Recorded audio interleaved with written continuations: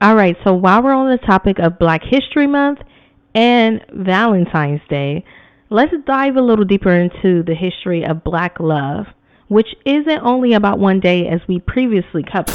Previously, there were actually laws that denied legal recognition of Black marriages and separated families.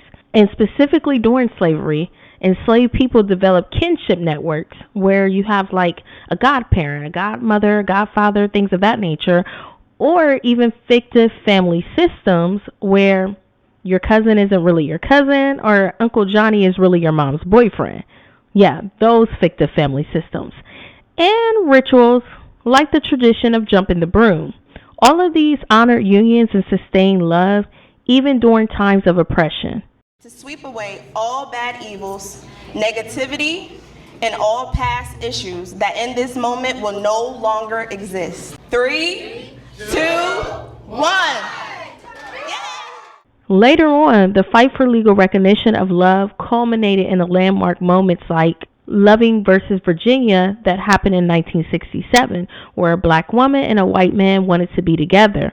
And can you imagine even having to be convicted for who you want to love because you want to date outside of your race or you want to love someone outside of your race? You're looking at jail?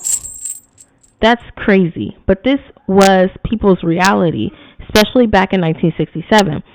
And Loving versus Virginia was the U.S. Supreme Court case that struck down anti-miscegenation laws and affirmed the right to interracial marriage.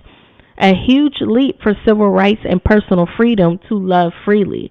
Imagine all of the immigration issues that we're having now, and not too long ago, people weren't allowed to even love outside of their race. What? So the fact that you want to love someone from a different part of the country or a different color, that should not be a reason to be condemned. It's okay to love freely, right?